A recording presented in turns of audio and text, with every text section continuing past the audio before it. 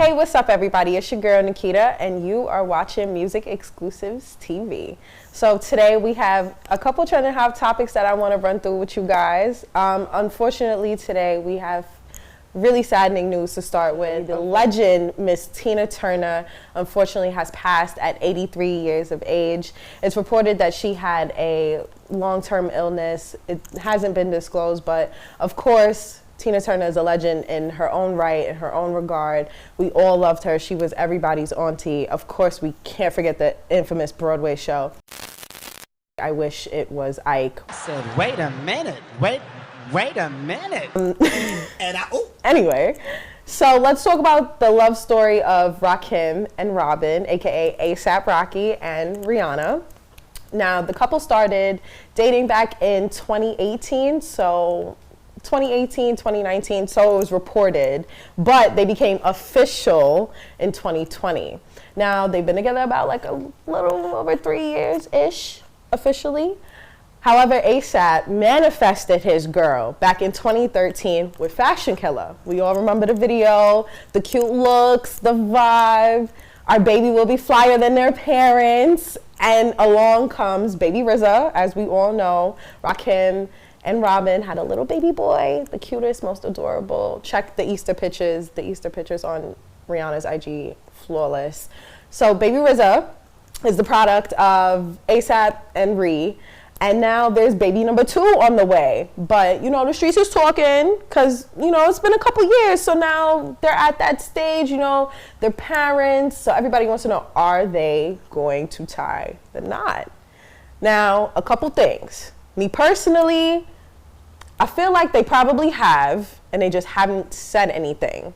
Now, not to speculate, but if they have and they just haven't said anything and nobody's been like the Daily Mail and leaked the birth certificate of the child, I mean, they haven't leaked any marriage papers, but for all we know, they might have gone to the courthouse and did, you know, did a little thing.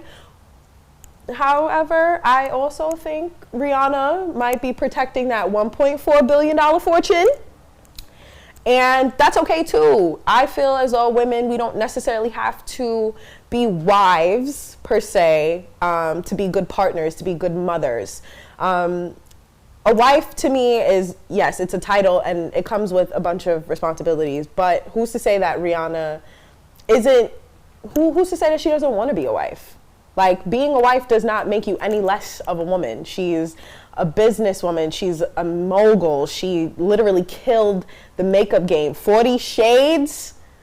Established makeup brands were not doing 40 Shades, okay? So let us not forget, she's killing Savage Fenty. They have athleisure, bras and underwear, lingerie. They even have the men's line. So who's to say, like, you know what, maybe Riri's chilling. Maybe she doesn't want to get married right now, and that's totally fine. We shouldn't judge her any less. But what we should stop doing is asking for the music.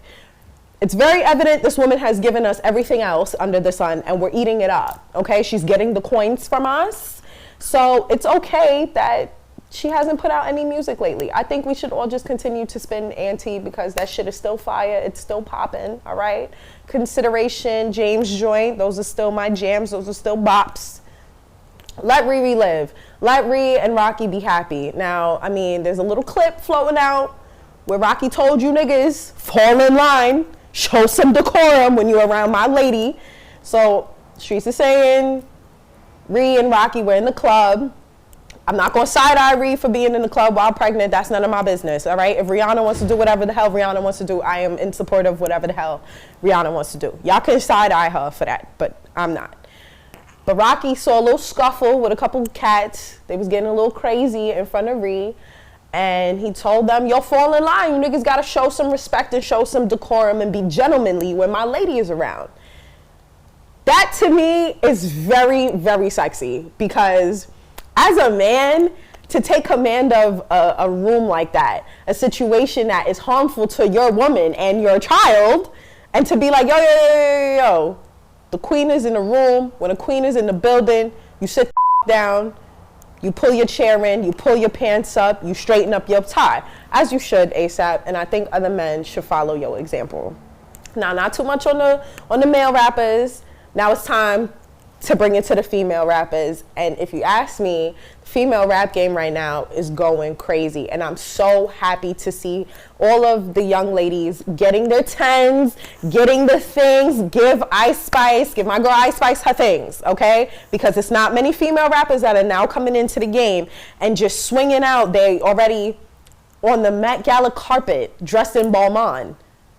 That's not happening, okay? Like, these new girls are not getting the opportunities that Ice Spice are getting. While I think they should be, well, evenly distributed, I think Ice Spice is out here making a lane, and I think her sound is very different. I don't understand why she gets all this, like, dry shade and dry hate.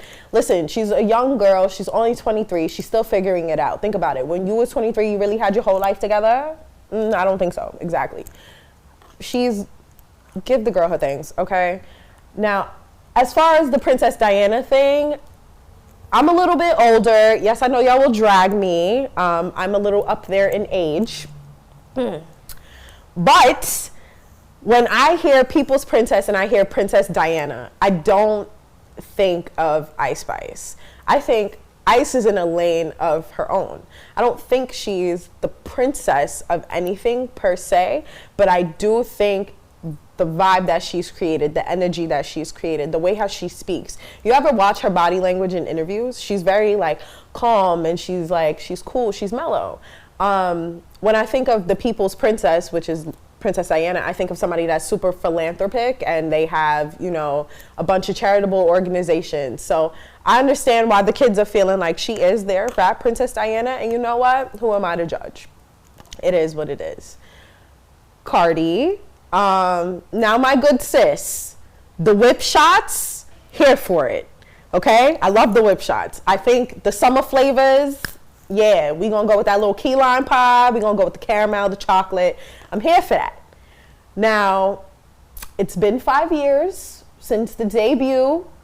You know, Invasion of Privacy was a really good album, hits, she's a Grammy winner, but where's the music? Now, I know this sounds a little contradictory because I just told y'all leave Rihanna alone with the music, and Rihanna's giving us our things in other marketing avenues, and so is Cardi. Cardi is doing the same thing. She just had a commercial with Beats promoting their new headphones. She has Whip Shots, which is her infused whipped cream line. But I feel like the difference between Rihanna and Cardi is that Rihanna's been in this game since she was 18. Young, fresh. She gave us Umbrella, she gave us Pon de Replay, all of that. Whereas Cardi, me personally, I've been following Cardi since Cardi was on Vine, and when Cardi was on Love and Hip Hop, I was super happy for her. I'm glad that she got what she needed from it and then left. But I think for music, if this is what you wanted to do and this is the lane that you really wanted to go in, then I feel like it's been too long since we've had a project. Now, I know Streets is talking, they saying maybe she doesn't have the ghost writers. I firmly believe, y'all gonna drag me for this, but I think Cardi pushes her pen, and that's my story, and I'm sticking to it.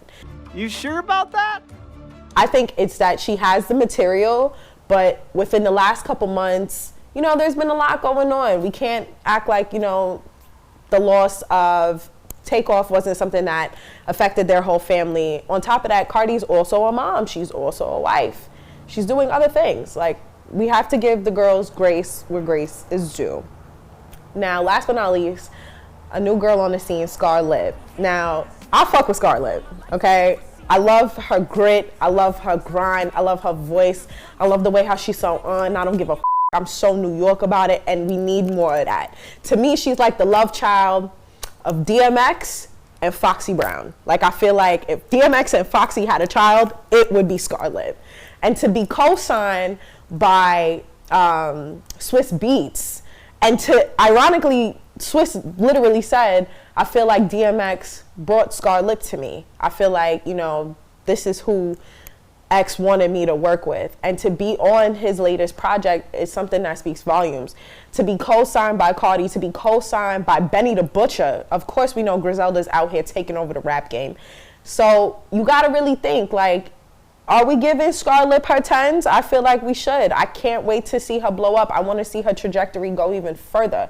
I mean, to be 22 and have such a harrowing story already, you know, She was abused as a child. The lip, the way how she got her name, Scarred Lip, was from a harrowing accident that was caused by her brother.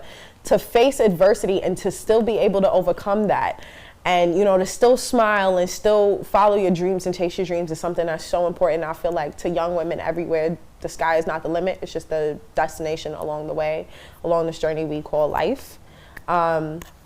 Speaking of this journey that we call life, life gets a little bit hard. So, which leads me to Raz-B. I was gonna talk about Zeus, but I feel like long short of it, I get it. Reality TV is something that it don't give what it used to give. Like, I grew up on the good when reality TV shows weren't so overproduced and overscripted. So for example, Flavor of Love, Rock of Love, like the trashy, hardcore reality TV, the old Real World. Like, I mean, I'm still a millennial. I'm not like that old. So I wasn't around for the first Real World, but you know, give me my things, because I know a little something about pop culture. But to me, Zeus feels a little bit on the exploitive side. I get it. Jocelyn's Cabaret, nothing about it was funny, but it was funny, if you know what I mean. But when it comes to Bad Boys, I feel like it's just a group of grown men that are being told to fight each other because producers are in your ear telling you that you got to bring up certain subjects and certain topics. And for a person whose mental health and mental capacity might not be at 100%, they should not be on these shows. So Natalie Nunn knows exactly what she's doing when she bailed Orlando Brown out of jail. We already know Orlando Brown, his mental health has not been the greatest. So why are we exploiting and profiting off of that? That's actually something that should be frowned upon. We should be building these people up, making sure that they have the resources that they need so that way they can get their mental health back together. Which again leads me to Raz-B. He posted this really worrisome Instagram post, which had the location of where he's staying. He's staying at a hotel, I think in Milwaukee right now. And he's claiming that he's in a non-safe environment. And then as you watch the video and people are looking at him and he's kind of pressing him, he's like, yo, what up, what up, what up? This is not a person that looks to be mentally healthy. So why do we have this person on a reality TV show? Then his post the night before was about Chris Stokes, and even that was a little bit cryptic. Side-eye with the Chris Stokes thing, just to sidebar, I side-eye Chris Stokes because this story that you want us to believe that your daughter was not messing around with Marcus Houston when she was a minor and now she's 19 and they're married and he's known her for a long time, it all just leads back to grooming. Now, I don't want to accuse anybody of being a groomer, but as a parent, it's a little bombastic side-eye that you have your young minor daughter around one of your artists, your bros, if you will, but he's way older. He's an adult. Somebody has to intervene in that somewhere. I mean, J Boog has also felt slighted by Chris Stokes as well. He was doing under the table deals, making sure that everybody in B2K was getting a coin, but J Boog was missing out on the coin whole time. J Boog, what's real tea and what's the gag is J Boog was the most talented out of all of them. He could sing, he could dance, and he could rap. What's up? Y'all just picked Omarion because Omarion looked good, okay? And Lil Fizz can rap and he light skin. And what's going on? And then on top of that, I hate to say it, but like I really don't feel like y'all looked out for Raz-B with the money and the coin with this Millennium Tour. But then again, I feel like boy groups, boy bands are kind of like the equivalent of to like girl groups in drama. Like I hate when people say like women are so dramatic or so emotional. Have you ever seen a group of men? All they do is gossip and bitch and moan. So what are we really talking about here? Anyway, not too much on bitching on the men because again, I don't got time. Y'all need therapists. I ain't got time, but I got a therapist I could recommend you to. And the therapist might actually help you get your mental health together. Because for all we know, Raz-B, I'm not trying to say he's bipolar. I'm not trying to say I can't armchair diagnose him. I'm not going to do that. But you can tell something is wrong with him. And as the community, I feel like every time somebody's mental health takes a spiral, instead of rallying against them and, you know, giving them love and giving them support and being community as we should be, we're always tearing them down. We're always making a moment. We're always doing something that shouldn't necessarily be done, and it's a fucked up feeling. So for all those struggling with their mental health, please take it day by day. You don't have to have it all together today or tomorrow or next week. Every day you get up and you fight and you push and you continue to stay on this earth with us is a blessing, and we love you for that. My name is Nikeita, and you have been watching Music Exclusives TV. Come back and come see me soon.